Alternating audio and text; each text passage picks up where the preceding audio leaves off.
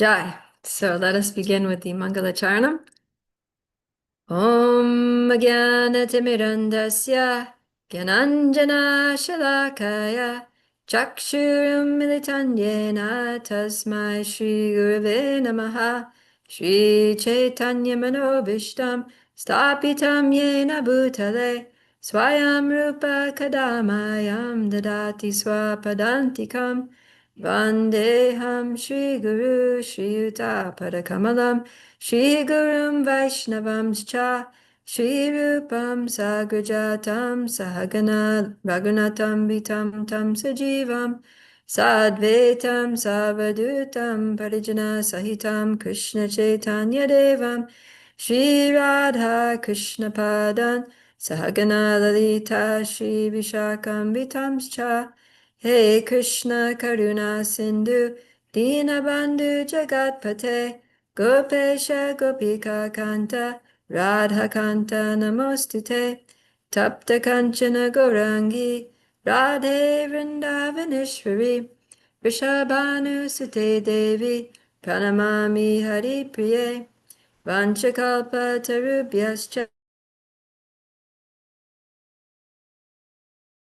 Pavanibhyo Vaishnavebhyo Namo Namaha Jai Shri Krishna Chaitanya Prabhu Nityananda Shri Advaita Gadadhara Shivasadi Gaura Bhakta Hare Krishna Krishna Krishna Hare Hare Hare Rama Rama Rama Hare Hare. All right, let's go to our memorization verse for the week. Chapter 10, text 9. There. Matchita matkata prana bodhayanta parasparam katayantas chamam nityam tushyanti charamanti cha. Matchita matkata prana bodhayanta parasparam katayantas chamam nityam tushyanti charamanti cha. The thoughts of my pure devotees always dwell in me. Their lives are fully devoted to my service, and they derive great satisfaction and bliss from always enlightening one another and conversing about me. I give the understanding. That's my verse. All right. Okay, Jai, let's go to chapter 13, text 13, 13. It's a lucky verse. Okay. So this chapter is called Nature, the Enjoyer, and Consciousness. And Krishna is answering Arjuna's questions, where he's trying to get more philosophical understanding of this material world and our situation in the material world. So he's asking, what is this material nature? Who is Purusha? Who is the soul within the body? Who is the supreme person? What is knowledge? What is to be known? How do we know it? So like that. So now, now Krishna's answering the question, who is the object of knowledge, or gyayam, which means the knowable. So what is that which is really very necessary for us to know in this world? So Krishna's going to answer here.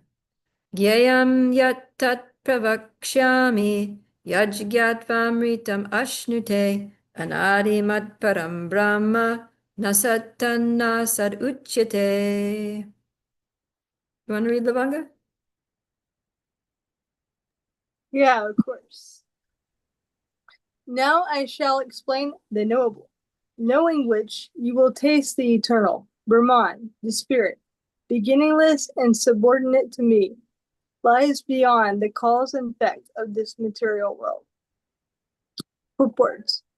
The Lord has explained the field of activities and the knower of the field.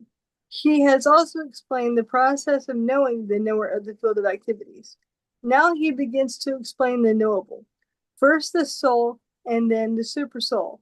By knowledge of the knower, both the soul and the supersoul, one can relish the nectar of life. As explained in the second chapter, The living entity is eternal. This is also confirmed here. There is no specific date at which the Jiva was born, nor can anyone trace out the history of the Jivatma's manifestation from the Supreme Lord. Therefore, it is beginningless. The Vedic literature confirms this. Najayate mritite va vipashchit. Kata Upanishad 1-18. The knower of the body is never born and never dies. He is full of knowledge. The Supreme Lord, as the Supersoul, is also stated in the Vedic literature. Swatara Upanishad 6:16. To be Pradhana Kshetrajna Patir Gunesha, the chief knower of the body and the master of the three modes of material nature. In the Smriti, it is said, Daso Bhuto Harer Eva Nanya Saiva Karachana. The living entities are eternally in the service of the Supreme Lord. This is also confirmed by Lord Chaitanya in his teachings. Therefore, the description of Brahman mentioned in this verse is in relation to the individual soul. And when the word Brahman is applied to the living entity, it is to be understood that he is Vijnana Brahma, as opposed to Ananda Brahma. Ananda Brahma is the Supreme Brahman, personality of Godhead. Mm. Thank you very much. Yeah, so Krishna's answer to the question, who is,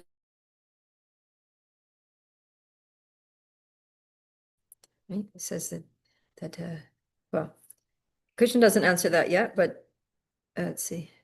Yeah, Brahman, the spirit, beginningless, subordinate to me, lies beyond the cause and effect of this world. He's going to expand on this in the next couple of verses, but I just thought it was interesting. It kind of struck me that the before, when he's explaining what is the field and who's the knower of the field, he says that the soul within the body, the jivatma, is the knower of the field, and the field is the body. And then next verse he says, in text 3, he says, but there's also another knower within the body, and that is the super soul, right? There's the atma and the paramatma, and they're both in the body, and they both know the body. But the difference is that the atma, the individual soul, knows only his own body, and the Paramatma knows all bodies. So the Paramatma is one of the Kshetrajnas and knowers of the field, and he's also Gyayam, he's also the object of knowledge. So the Super Soul is the answer to 2 of Arjuna's questions. That he's the knower of the field, and he's also the knowable. So he knows, and also he is the person to be known. And that, and the Super Soul is a plenary portion of Krishna, of the Supreme Personality of Godhead. So that's Krishna's situation too, that Krishna is omniscient. He's the knower. He knows everything about everything and everyone. And he's also the object of knowledge. So if we know him, I just think, for those who don't know him, Krishna knows that you don't know him. And those who do know him, Krishna knows that you know him. And those who are trying to know him, Krishna also knows that you're trying to know him. And he also gives knowledge by which he gives the intelligence by which you can know him. So, when we're talking about knowledge, Krishna is a very important part of the equation. So he's the knower, and he's also the object of knowledge, the goal of knowledge. He says, by all the Vedas, the word Veda means knowledge. And he says, by all the Vedas, Vedais Sarver, Aham Eva Vedyo. I am, by all the Vedas, I am to be known. And that's what Krishna is saying here, is that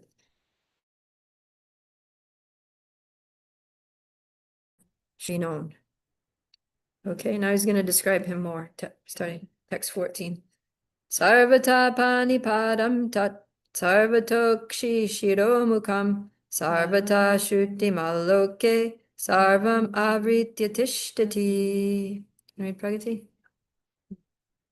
Everywhere are his hands and legs, his eyes, heads, and faces, and he has ears everywhere. In this way, the super soul exists, pervading everything. As the sun exists, diffusing its unlimited rays, so does the super soul or supreme personality of Godhead. He exists in his all-pervading form, and in him exist all the individual living entities, beginning from the first great teacher Brahma down to the small ends. There are unlimited hands and eyes, heads, legs, hands and eyes, and unlimited living entities. All are existing in and on the super soul. Therefore, the super soul is all pervading. The individual soul, however, cannot say that. He has his hands, legs, and eyes everywhere. That is not possible. If he thinks that under ignorance he is not conscious that his hands and legs are diffused all over, but when he attains to proper knowledge, he will come to that stage. His thinking is contradictory. This means that the individual soul, having become conditioned by material nature, is not supreme. The supreme is different from the individual soul. The Supreme Lord can extend his hand without limit. The individual soul cannot. In Bhagavad Gita, the Lord says that if anyone offers him a flower or a fruit or a little water, he accepts it. If the Lord is a far distance away, how can he accept things? This is the omnipotence of the Lord. Even though he is situated in his house, own abode, far, far away from earth, he can extend his hand to accept what anyone offers. That is his potency. In the Brahma Samhita 5.37, it is stated, Golok eva nivasati akhilatma bhutaha. Although he is always engaged in pastimes in his transcendental planet, he is all pervading. The individual soul cannot claim that he is all pervading. Therefore, this verse describes the supreme soul, the personality of Godhead, not the individual soul. Thank you. Yeah, so Krishna is saying here, everywhere are his hands and legs, his eyes, heads, and faces, and he has ears everywhere. In this way, the super soul exists, pervading everything. So this is not that literally well, you could say literally. It's kind of like if I want to experience something, then I'm limited to what I can experience at any given time, right? It's limited to my location, my association, my means to attain things like that. But so in that sense, you could say that I can only reach the length of my arm. I can only go the length of my leg, right? So I'm very limited. But Krishna is saying about the super soul that everywhere are his hands and legs. So there's nowhere that he can't go. He's already there. So there's one verse in the Ishopanishad, Sri Ishopanishad, that says that standing still, he surpasses everyone else running. So just imagine you're at a racetrack, right? And the runners are all lined up at the starting line, and then they're like, all poised and ready to take off, and they're just waiting for that shot to be fired, and then they're gonna start running. So soon as shots fired, they all start running, but one of the runners just standing still. He doesn't even run, and yet he wins the race. So how is it possible? What do you think? How is that person who didn't even run? Now we're talking about the super soul. How is it that without even running, he wins the race? He's everywhere. He's everywhere, so He's all. he's already there, right? He's already at the finish line. So he's like already there. So yeah, so that's the situation, is that in this world, everybody is chasing after knowledge, chasing after wealth, chasing after fame. And Krishna's already there. He doesn't have to chase. He doesn't have to run. He doesn't have to compete. It's already his. All the wealth is his, all the knowledge is his, all the fame is his, because he's Bhagavan. So yeah, he's always the winner. Hello, Vanga. Just thinking about the flow of things in this chapter, it seems like there's a lot of compare and contrast here, like to really convince us of our position, because there's two knowers and like two objects of knowledge, and then there's two Purushas. But in this like section of the chapter, it's like, okay, you're an object of knowledge, but you unlike the super soul, you don't have your arms and your hands and your legs everywhere. So it's like a lot Yeah. of it seems like a lot of compare and contrast to show us this is what you are, but this is what you're not. And it's ultimately trying to convince us that we need to do like what's in chapter 12. Right? Yeah. Yeah. Bhakti. We need to recognize our subordinates to the Supreme Person, right? And act as subordinates in our position of the Lord. I'm not all pervasive. I don't know everything. I'm not all powerful. I'm very small, and the first step is recognizing and acknowledging and accepting our actual position, right? Not trying to pretend that we're something that we're not. Okay, yeah, so this is very important. What was that Sanskrit word you used for the standing and race thing? Oh, it's from the Sri Ishopanishad. It's a verse. You can find it. It's Sri Upanishad? Sri Ishopanishad. It's one of the Upanishads. Srila Prabhupada translated it into English. Okay, so now Krishna will continue talking about super soul in text 15. Sarvendriya guna bhasam, sarvendriya vivarjitam, asaktam sarvabhrishchaiva, nirgunam guna bhoktricha. Let's see. I'll read this. The super soul is the original source of all senses, yet he is without senses. He is unattached, although he is the maintainer of all living beings. He transcends the modes of nature, and at the same time, he is the master of all the modes of material nature. This is also very much reminding me of Sri Ishopanishad, where it says things like, the Lord is, he walks, but he does not walk. He's far away, but he's very near. It gives all these contradictions about his personality. And then Srila Prabhupada, source of all the senses, because he's the source of everything, right? Aham sarvasya prabhavo mata sarvam pravartate. Krishna says, I am the source of all spiritual and material worlds. Everything emanates from me. So he's the source of everything. And yet it says here that he is without senses. So Srila Prabhupada's going to explain that he has transcendental senses. And then it says that he is unattached, although he is the maintainer of all living beings. So usually when we maintain someone, we become attached. Like parents maintaining the children, you become very attached. A husband who's taking care of his wife, providing for his wife, he becomes attached. Even if you're maintaining a dog or a cat in your household, you have a pet that you're like feeding them and giving them water and taking them to the vet when they get sick. It's like you get attached to the little thing. So yeah. So he says he's the maintainer, but he's unattached. And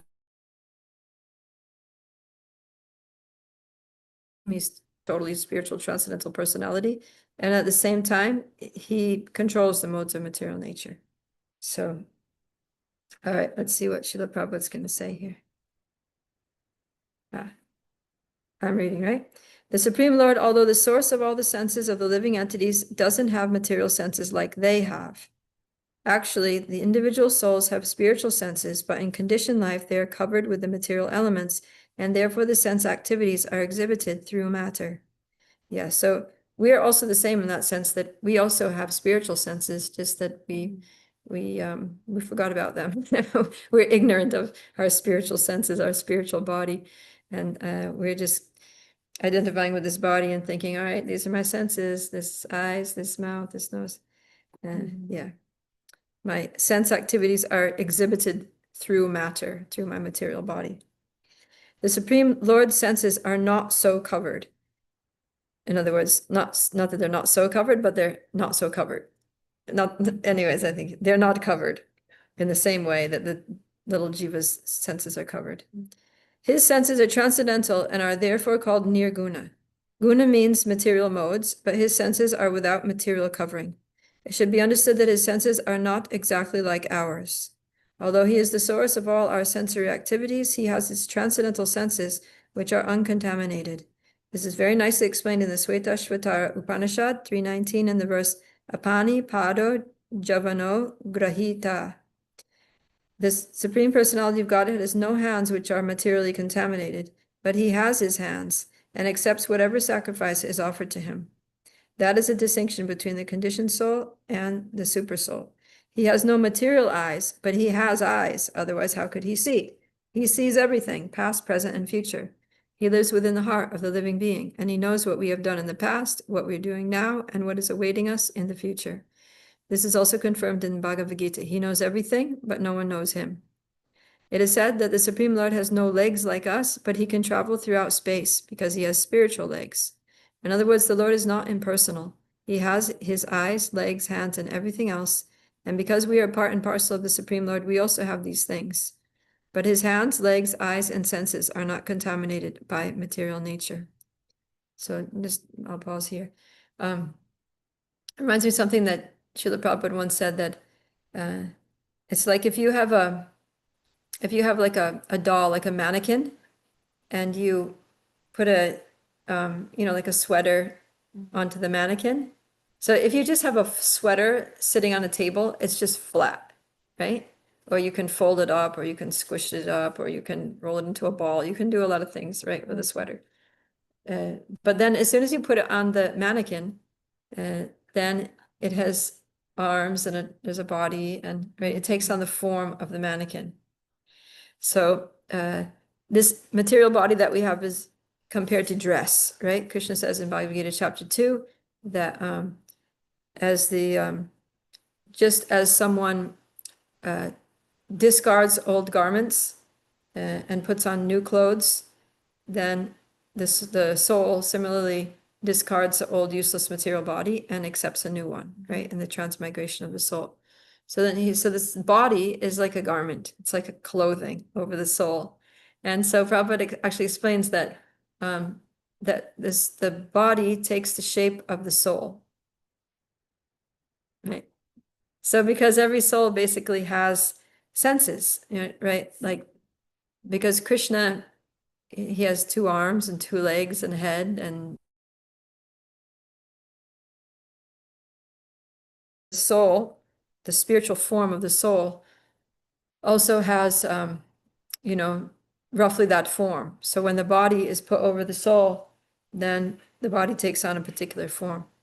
And then so somebody might say, oh, well, what about forms that are not human forms, like cows and grasshoppers and whatever. So I heard it explained that even other species of life that are not human forms, but they still have some resemblance, right? You can still make out like resemblance. That there are eyes, there's a nose, there's a mouth, there are legs, there's like, a front part of the body and a back part that eats, there's a back part of the body that excretes waste. And so it vaguely corresponds to a human form. It's just a little bit different because it's because the consciousness is so perverse, then ends up with like a perverse form of body, like a distorted form of body due to the distortion of one's original consciousness. So anyways, I thought it was just an interesting concept here, because he's talking about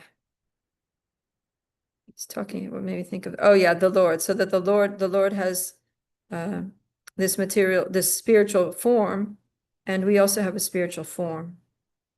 So these material eyes, these little eyeballs here, like that can pop out of your head and stuff. That's not that's just a material instrument. It's just a material instrument that enables me to capture images and takes them to the brain, and I interpret them into things that I see. But I also have my spiritual eyes, right? Which I can see spiritually. I get transcendental vision, eyes in which I can see the Lord. I can see the beautiful transcendental form of Krishna. Okay, so yeah, it's just a question of awakening our spiritual senses, our transcendental senses. But yeah, so even though qualitatively we're the same, but quantitatively we're still different. So that's what's being highlighted here, like Lavanga pointed out, is the difference, what we are and what we're not. So, okay, even in my spiritual form, I just still have, my hands that, that are my hands, and somebody else's hands are not mine, right? But with Krishna, his hands are everywhere. My hands are still just in one place. So, but Krishna has these hands that can be everywhere. And so, like Prabhupada was saying in the purport of the last verse, that he can accept offerings from anyone, anywhere. So someone here in Dallas, Texas is like offering him, a plate of fruits and sweets and things, and he can take that and he can eat that. At the exact same time, someone in India, someone in Japan, someone in Brazil, someone in, Timbuktu, they're all offering him food, and because his hands are everywhere and his mouths are everywhere and his eyes are everywhere, he can see the food, he can accept the food, he can eat the food, and everyone can take prasadam and be happy. So that's Krishna. We can't do that, right? You might have somebody who loves you, cooking in another part and wishing that you were there to eat with them, but you can't be there, right? So we can only be one place at the same time. But Krishna has all these amazing contradictions in his, he's inconceivable. That's why he's called Achintya, inconceivable. Okay, I'm going to continue reading here. Bhagavad Gita also confirms that when the Lord appears, he appears as he is by his internal potency.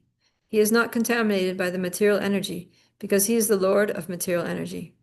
In the Vedic literature, we find that his whole embodiment is spiritual. Yeah, so this is also like what the Mayavadis think, is that when the Lord appears in this world in his personal form, that his body he takes on a material body. And that when he leaves this material world, then he leaves, just like us, we leave our material body. And Krishna is so kind, in one sense kind. He's so kind, he's so thoughtful, that he doesn't want to, what's the word? He doesn't want to discourage the Mayavadis. He doesn't want to, I'm at a loss for words, but he doesn't want to, like shock them or, I want to say something, but I can't think of it. Anyways, he doesn't want to jolt their philosophical understanding. And so when he's leaving this world, when Krishna comes in his pastimes here 5,000 years ago, when he leaves this world, he arranges for this whole pastime to happen where a hunter comes along with an arrow and sees Krishna's little pinkish foot and thinks it's a deer's nose or something, or whatever, thinks it's some forest animal, and he shoots, and the arrow sticks in Krishna's heel, and then Krishna appears to die, and then Krishna's body is there. So the hunter goes there to see, what his booty was, what animal he killed, and he's like, oh no, it was Krishna. So Krishna sets up that pastime just to perpetuate the illusion of people who are envious of him and people who try to equate him with themselves and make him out to be an ordinary human being, which he's of course not. So then, actually, the fact is that Krishna, even before that hunter shot him in the foot, he ascended in his form as Krishna back to his abode or wherever his next destination was. And that body that was left behind was a Maya form, right? So just like, great personalities can do this. Like in Ramayana, when Ravana abducts Sita, so Lakshman leaves that circle of fire around, right? So when she crosses, then she enters into that fire, and then what emerges from on the other side is actually Maya Sita. So then Ravana takes her off to his place, Lanka, and he keeps her captive there, and then there's a whole battle, and Ram is victorious, and he reclaims Sita, and Ravana's killed. So then, but before Sita can go back to Ayodhya with Ram, then they're like, oh, but she has spent many nights in Ravana's kingdom, and who knows what happened there. We need to test her purity to make sure that, she wasn't spoiled, whatever, by Ravana or anyone over there while she was unprotected by her husband. And so they insisted that she walk through fire. They made this big fire and she had to walk through the fire. And the idea was that if she's chaste and pure, that she'll emerge from the fire without any burns. And if she has been, contaminated, then she's gonna burn up. So then Sita walked into the fire. And then what happened is that Maya Sita went into the fire and the actual real Sita came out and then, without a single burn, anything at all. And then she and Ram went back in the flower airplane to Ayodhya. So, yeah, so great personalities who are eternally liberated, they have this potency to be able to expand themselves into a Maya form of themselves, just to fool people or just for some purpose, for the sake of pastime. And so Krishna did this when he wanted to wind up his pastimes and return to his eternal abode in the spiritual world. He left behind a Maya form just to fool the Mayavadis. So, yeah, Lavanga? Is it right to say that maybe like Krishna's facilitating their desires or giving them a way in which they can have their beliefs? Like we hear in Bhagavad Gita that Krishna says, for one who desires to worship the demigod, he strengthens their faith. And then also it said that he left the body for those who like want to be atheists. So I was just kind of wondering, is that like a right way to think of it? Like Krishna's like with the Maya bodies, Krishna's giving like facilitating, giving them something that they can grasp onto. Like the same way with people that want to come to the material world and enjoy, they think maybe karma kanda is everything. So it's a Yeah. different. Also, Ishopanishad, that keeps coming up today. He says that I am the self-sufficient philosopher who's been fulfilling the desires of everyone since time immemorial. Right? So if someone has a desire to worship demigods, he's like, okay, I'll give you faith. Here's the demigod. You do this process. I give you the ritual. I give you the oblations. I give you the priest to help you. I give you, I empower that demigod with the ability to fulfill your desires so that you can be satisfied with that worship.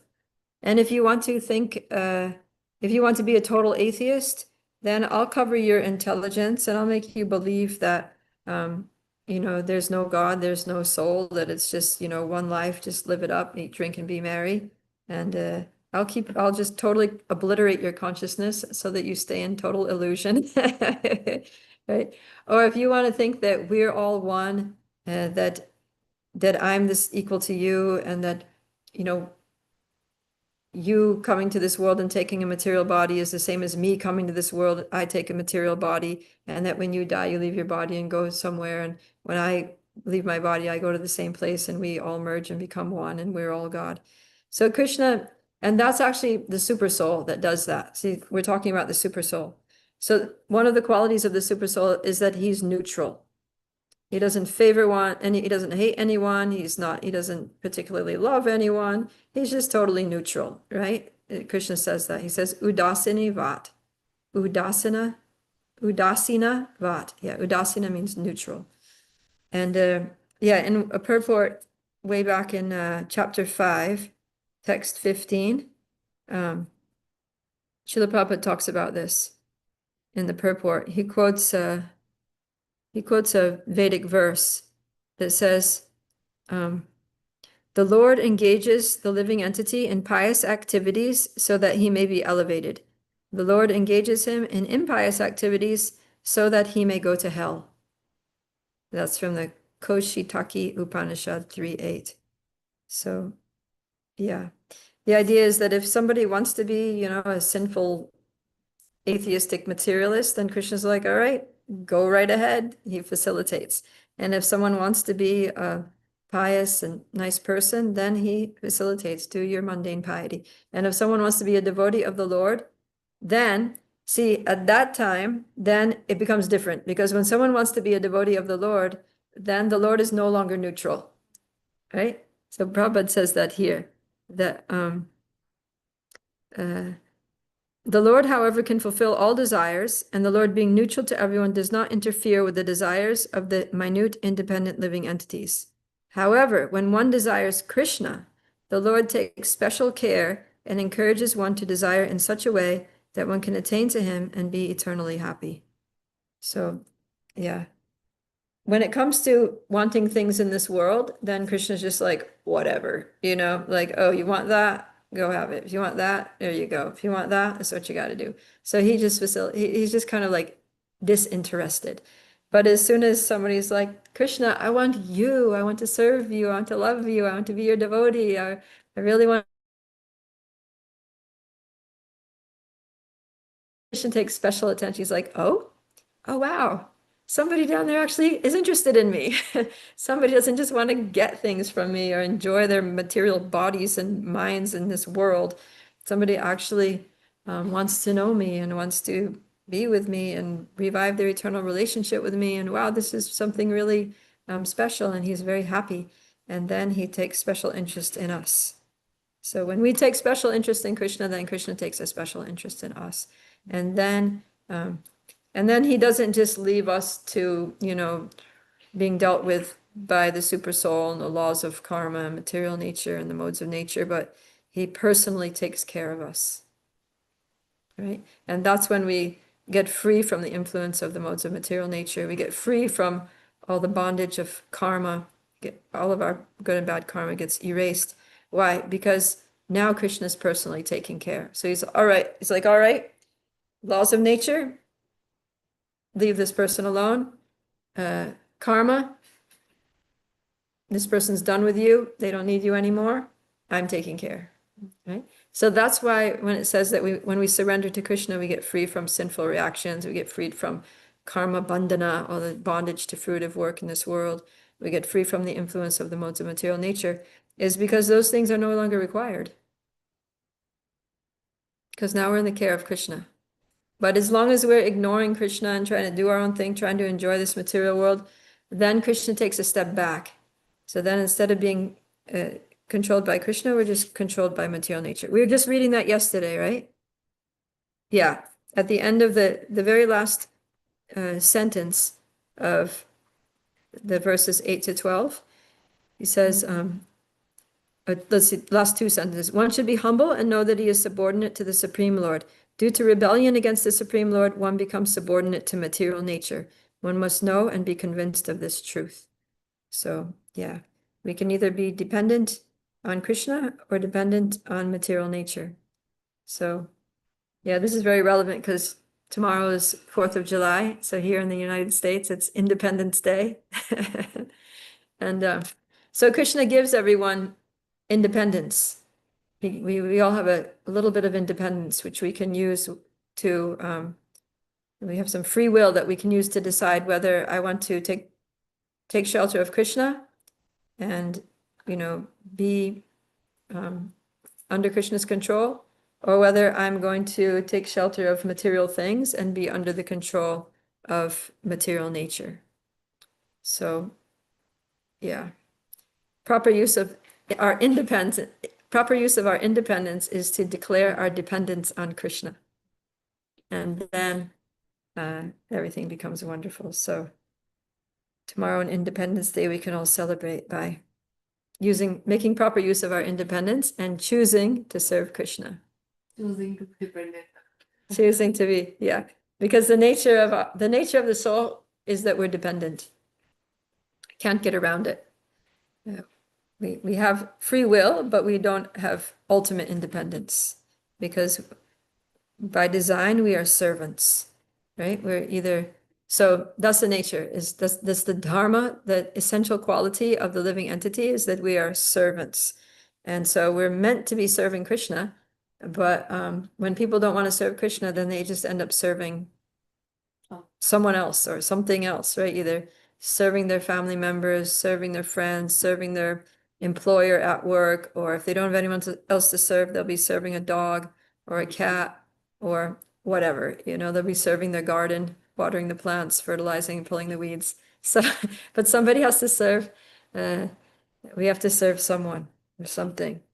Otherwise, we won't be happy. We are going to be miserable. So, yeah, Prabhupada would say, Do you want to serve dog or serve God? Yeah. Yeah. Do we have anywhere like described about the spiritual senses? Or can we say that all the Goswamis, like they were in the Leelas and they could hear, so they were using their spiritual senses, Yeah. and like how could be the feeling of touch in the spiritual sense? Are they touching the Krishna himself? Or, Yeah. Well, we have to wait and see. We have to. uh, Yeah. Pragati's asking, what does it feel like to engage with our spiritual senses in the world, or what do yeah. you, how do you use them? What does that even look like or feel like? So, Lavanga? Well, I'm not an expert on spiritual senses, at least, but what I've heard about this is that with spiritual senses, one thing is that they're not faulty. Like you had mentioned, our eyes. So Yeah. various neurons are acting, but if one of those goes faulty, we go blind. So with spiritual senses, they're not faulty in that way. And then also we see that there's no fatigue in a sense. Like an example was given when Krishna is doing the rasa dance. Mm. It's actually for longer than one night. It goes on, but nobody gets fatigued. They just keep going and Yeah. going. So this is just maybe like some hint of what it's like to have spiritual senses. Nice. Sounds good, right? Yeah, that Rasa dance went on for like a night of Brahma. It's like millions of years, right?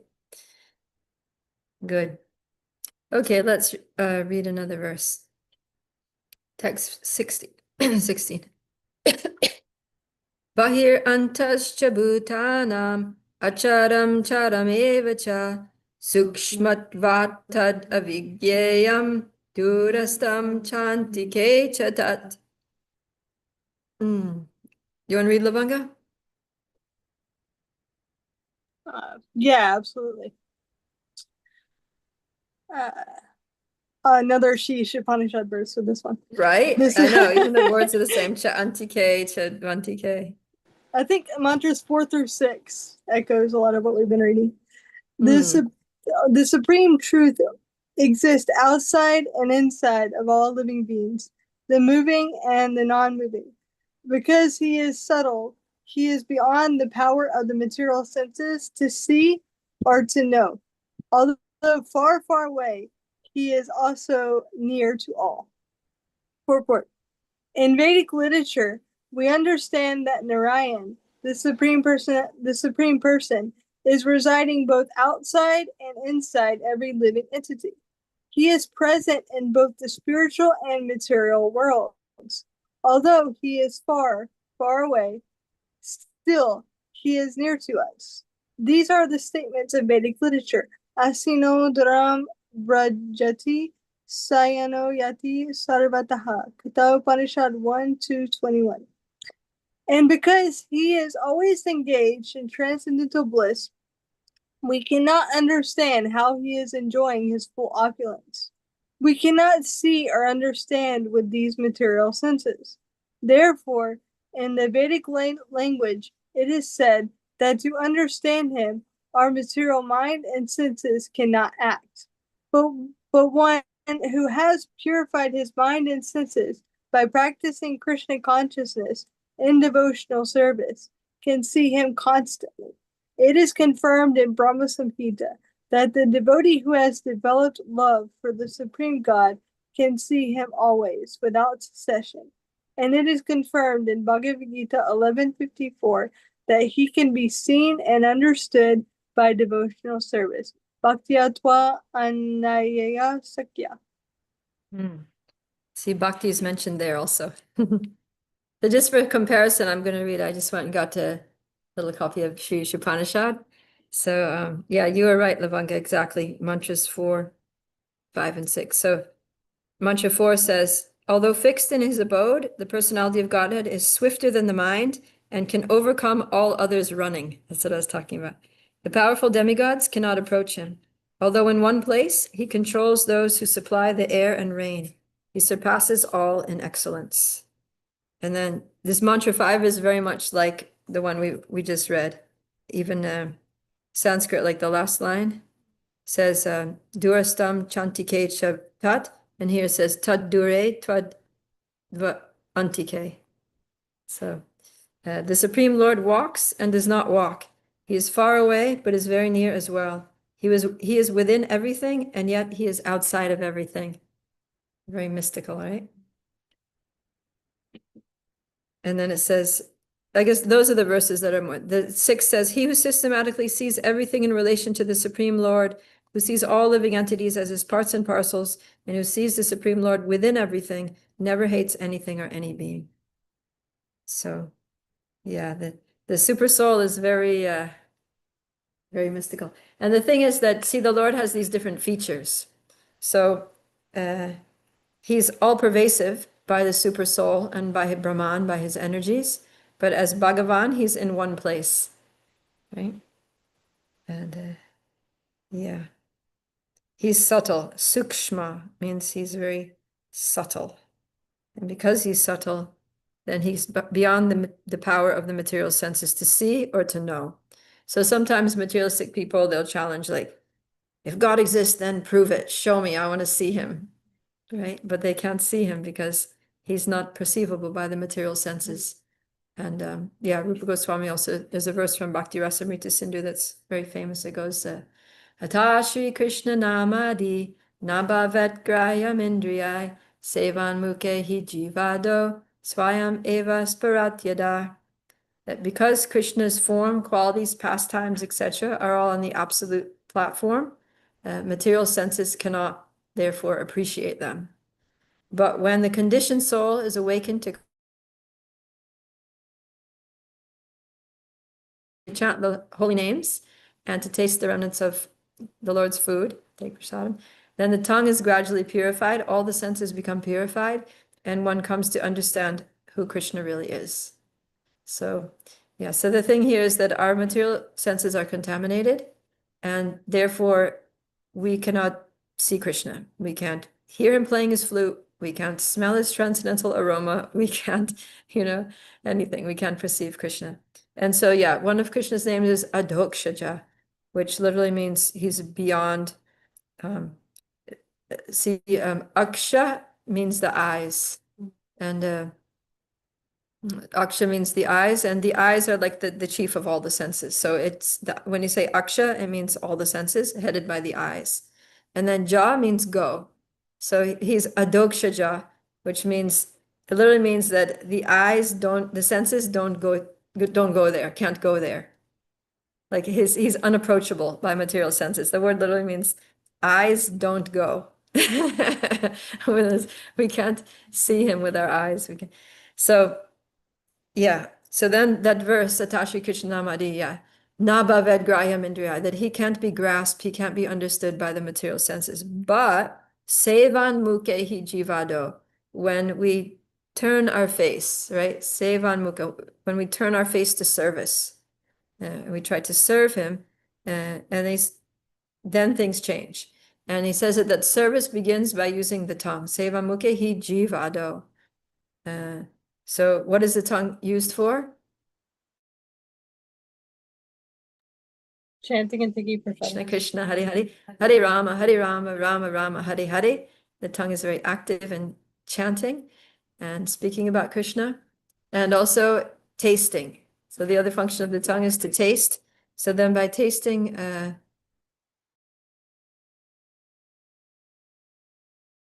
service, right? Prasad seva. So it's the two services of the tongue are chanting and taking prasadam, tasting prasadam. And when we do those things, then sevan mukehi jivado swayam eva spuratyada. Then we get spurti, we get revelation of the Lord. The Lord reveals himself to us as proportionally according to how our senses are purified. So the more we engage our senses in Krishna's service, then the more they get purified and the more Krishna gradually reveals himself to us, right? He says, Ye yata mam prapadyante tams tataiva bhajamyaham. That according to how we surrender to him or approach him, then he rewards us accordingly. So So yeah, that's exactly what Prabhupada's saying here in this text 16 purport. We cannot see or understand with these material senses. Therefore, the Vedic language says that to understand him, our material senses, mind and senses cannot act. But one who has purified his mind and senses by practicing Krishna consciousness in devotional service can see him constantly. So that's the stage that we come. And he says that especially when we develop love for the Supreme God, we can see him always without cessation. So that verse is Premanjana charita bhakti vilochanena santa sadaiva hridayeshu vilokayanti yam shama sundaram achintya guna swarupam govindamari purusham tamaham bhajami. So premanjana, prema means love and anjana means an ointment. So premanjana charita bhakti vilochanena. So lochan means the eyes. So when our eyes are smeared with the ointment of love, then Premanjana Charita Bhakti Santa Sadaiva Hridayeshu Viloke Yam Shama Sundaram, then we can see Shama Sundar everywhere. We can see that actually, that everything is Krishna's energy. Shama Sundar is another name for Krishna. It means who has a dark complexion and who is very sundar, very beautiful. So, we just need to develop our love for Krishna. And then we won't have to ask, can you show me God? We'll be seeing him everywhere. We'll be experiencing, we'll be seeing how his hand is there in everything that moves in this world, and certainly in our own lives as devotees.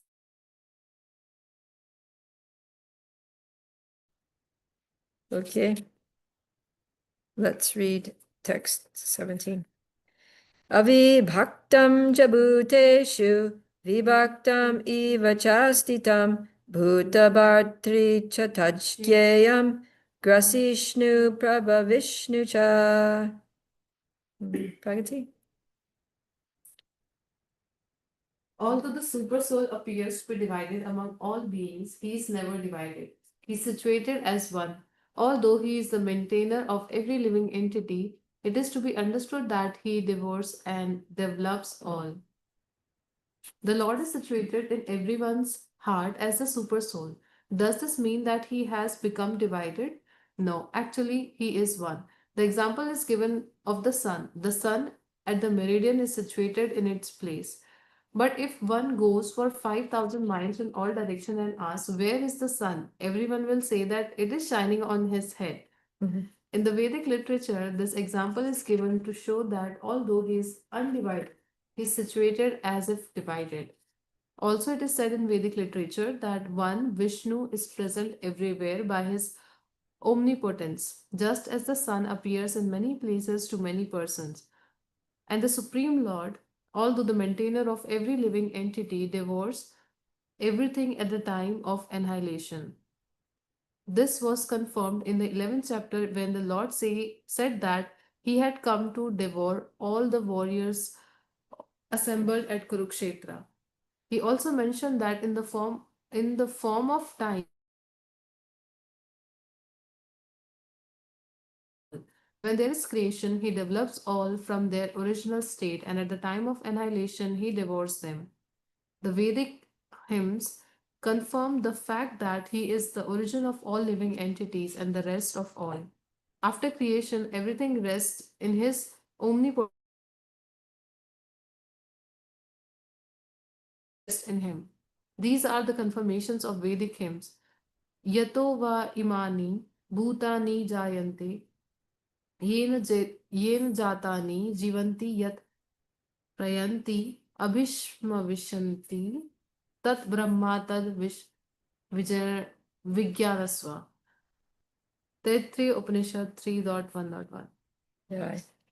Yeah. So here, Krishna is saying that super soul, because he's in everyone's heart, someone might think, oh, well, there's a super soul there and a super soul there and a super soul there and so many different super souls, right? Hundreds and thousands of different super souls.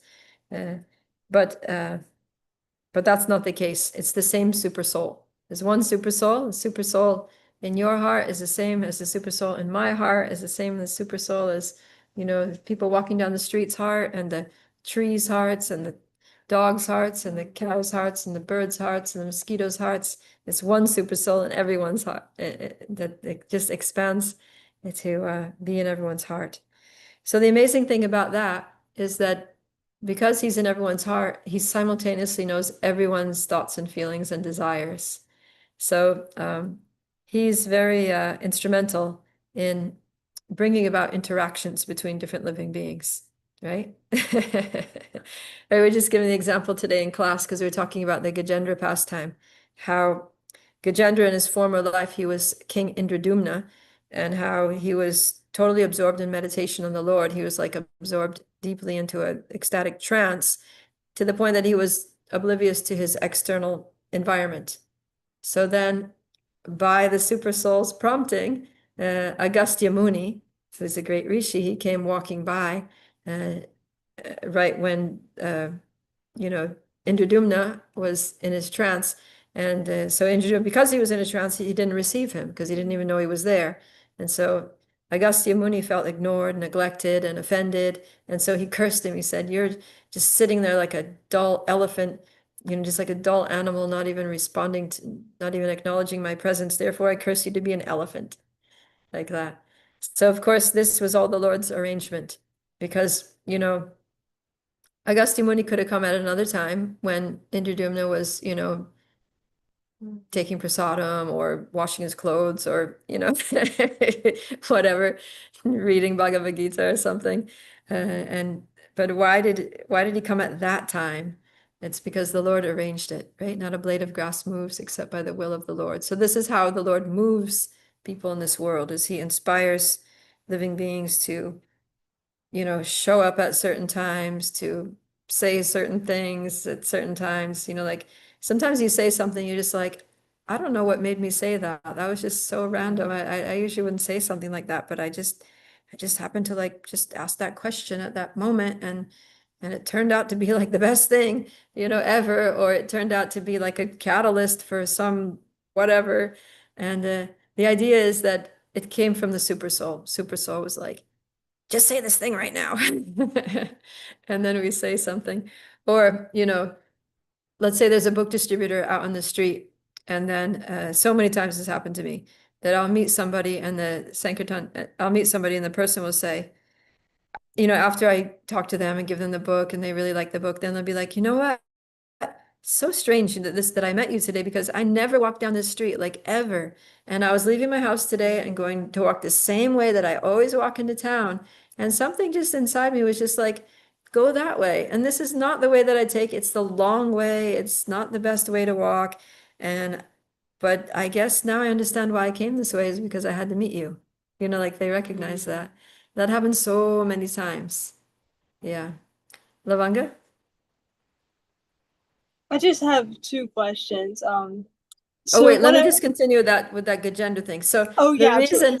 reason that Agastya had to curse Gajendra to be an elephant is because the Lord actually wanted the Indradumna to go back to Godhead faster. So he expedited his journey because he's like, all right, you become an elephant very quickly, you're going to get bit by this crocodile, and then you're going to go back home, back to Godhead, and the crocodile's also going to get liberated because he was also cursed. Similar thing, totally similar thing. Anyways, it's a long story. We don't have time to tell the whole thing. Go ahead, Lavanga. Okay, so one of my questions is about King Indradumna and the other one is about the Super Soul. But the Okay. King Indradumna and the Gajendra pastime, I've always wondered, is that the same King Indradumna that's in the Jagannath pastime? That was No, it's involved in the different. card? Oh, different King Totally Indradumna? different. Okay, all right. Because they're both kings, so I always wondered. Yeah. But and then also the second question about the Super Soul. Um, we know that the Super Soul is with us in the material world, but what happens when we get spiritual forms? Is the Super Soul still there? Right. So when we leave the material world, when we get free from the cycle of birth and death and go back to Godhead or back to the spiritual sky, super soul doesn't come with us because he doesn't need to, right? Because Srila Prabhupada writes in one purport, he says that in the spiritual world, everyone's path is self-illuminated by the grace of the Lord, right? So no one needs inner prompting from within the heart. They know what to do. And because no one has, see, the thing is, like, when someone takes birth in this, in a material body, then the super soul has to be there to remind us of where we left off in the previous life, and to basically impel us to do things that we need to do for our survival, right? Like animals. So yeah, super soul is there in the animals. So let's say a little baby bird takes birth. So then the super soul is directing that bird that, okay, now you need to like open your mouth and start, going, and if you don't open your mouth, you're going to die. So open your mouth big and wide. And then the mother bird comes along. And then the super soul is also in the heart of that mother bird saying, all right, now you got a baby. You got to go and get some worms, and you can't just eat them all up yourself. You have to bring them back to the baby, like that. So then mother bird is putting the worms in the baby's mouth, and like that. So how does a bird know how to do it? Like, they don't go to bird school to learn how to find worms and pick them up, and they don't go to flying school to learn how to fly. It's the super soul, right? Scientists say that it's instinct, but actual instinct is the super soul. It's the inner guide. It's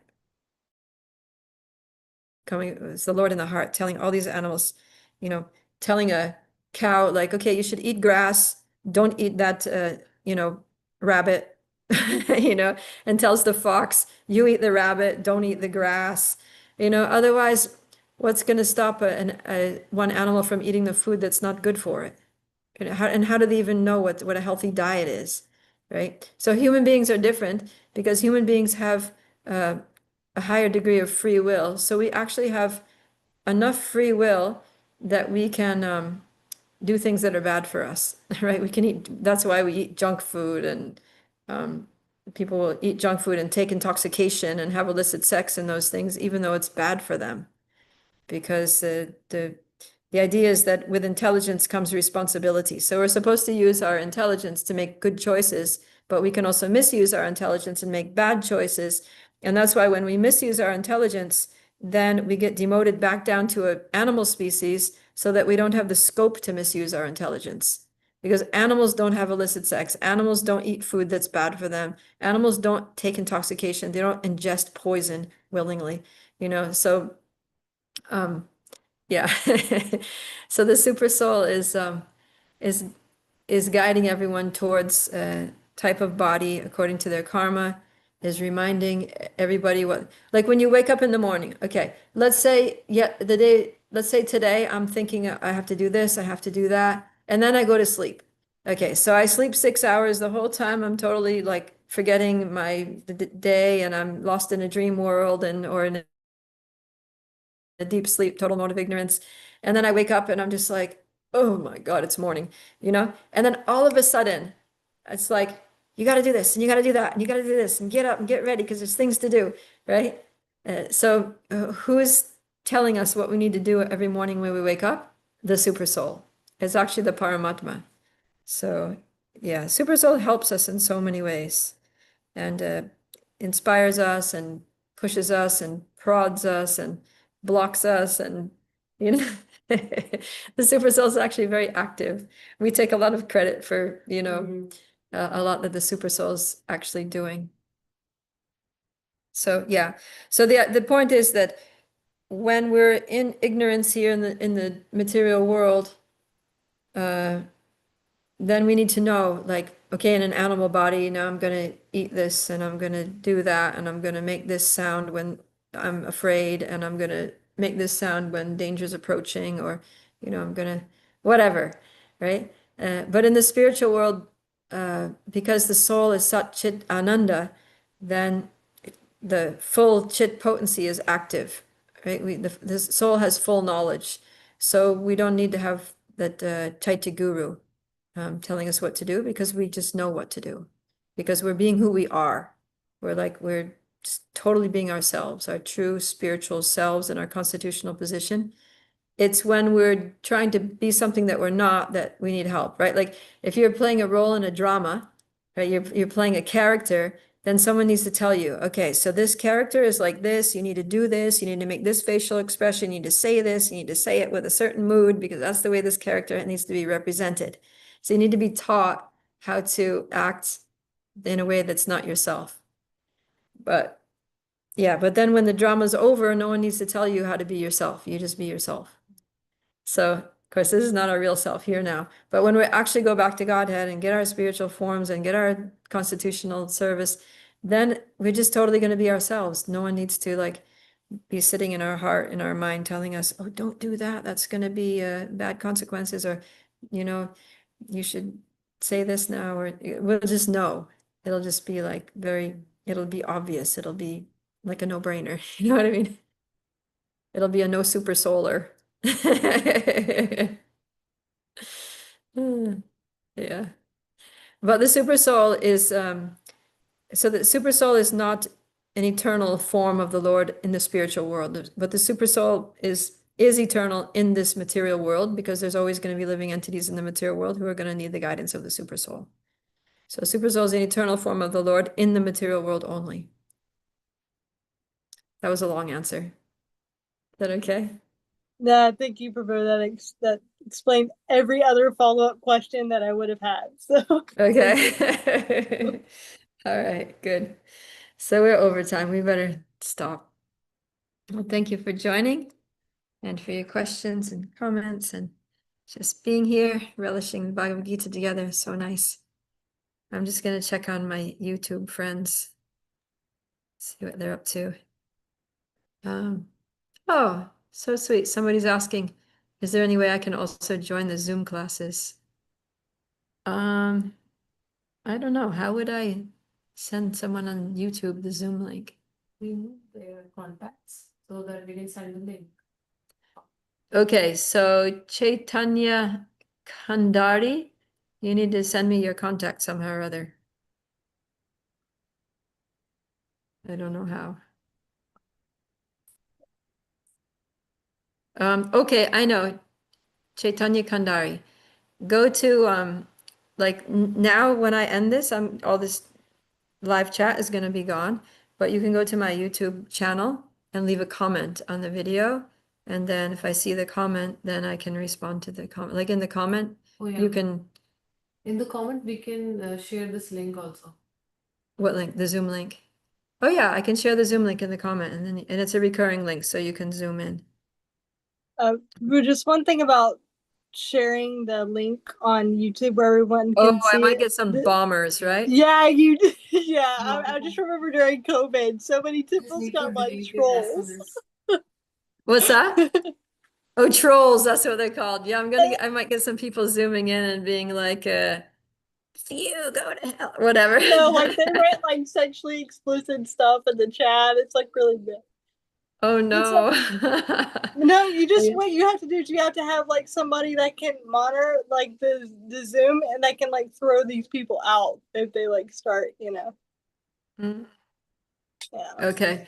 Otherwise, I guess what Chaitanya could do is just send me her number, and then as soon as I get it, then she can just delete the message so that people don't Or have. she can email you on your like website email, and then you can have the email conversation. Okay, gotcha. All right, good idea. So Chaitanya, please do this.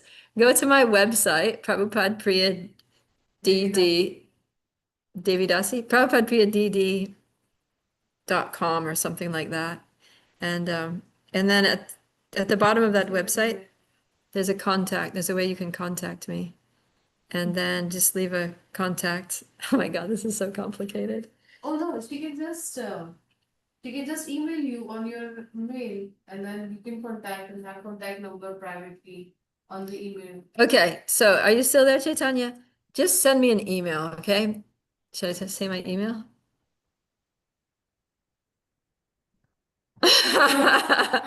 The world is such a crazy place now that you Is this can't is this being shared on Facebook or anything? Because I know that's how sometimes people join. Is like Yeah, it's shared on Facebook. Oh, that's Instagram, a there. okay, right.